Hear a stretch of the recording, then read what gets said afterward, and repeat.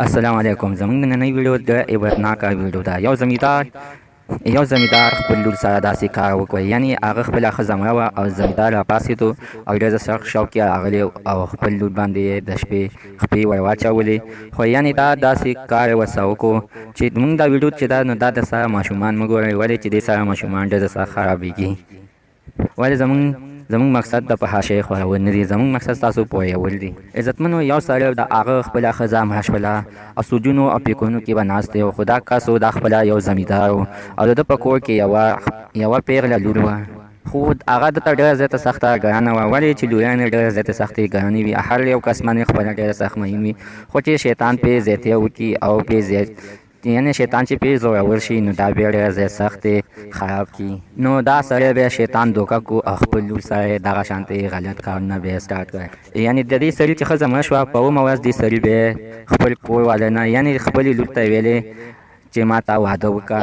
نو لور ورته په جواب کې ویلې چې پلاره ته لغونتې صبر وکړه، ستا خو اووه ورځې لا نه دي شوي چې ستا ښځه مړه شوې او ته بیا واده غواړې. دې پلار ته یې ډېره زیاته سخته غوسه ورغله. نو یو دوه ورځې بعد ورته بیا دې پلار دې لور ته ویلې چې ما ته لغونتې سره غم وکړه، ولې چې زه خو خپله سړی یم، د چا کار راتلی نه شم چې ما ته لور راکړه، لغونتې هله وګرځئ، خیر دی پیسې هم زه درکوم. نو دې لور ورته بیا په جواب کې ویلې پلار ته لغونتې صبر وکړه، د خلکه به راپسې خاندي، څلوېښتي لا نه ده تېره شوې چې ته بیا واده غواړې. نو دې سړي ورته بیا په جواب کې ویلې زه خلکه څه کوم، ولې ما ته مې ښځه یادېږي، زه غېږه خالي ده خپله غېږه ګرموم، د خلکو پروا څه ساتم.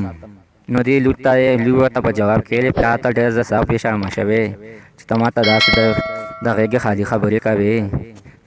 نو پلار ورته ویلې چې لور چې ته چې واده وکړې نو ته هم بیا د خلکو غېږې ګرموې، خیر دی بس ما ته ته اوس واده وکړه، زه به بیا تا چاته واده کړمه. خو دې پلار یوه ورځ ډېره سخت غوسه شو او خپل لور یې راواخیستله او په چاړه باندې یې ووهله او مړه یې کړه.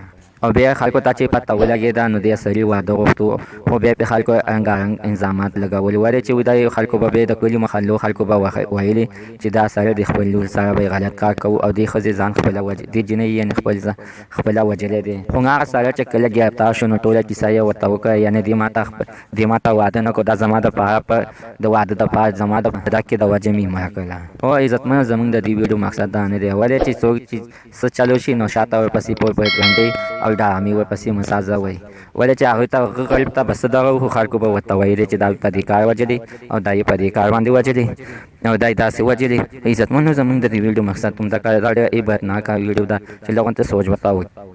زموږ نننۍ ویډیو ته د دیزي پول دا کو زموږ دا ویډیو تاسو خوښه شوې دا ویډیو د سره حتما لایک کړئ، همدا چینل د سره سبسکرایب کړئ، خوا کې ورسره د ټلۍ نشان ووهئ چې ښایي یوه نوې معلوماتي ویډیو تاسو ته په اسانۍ باندې ورسیږي.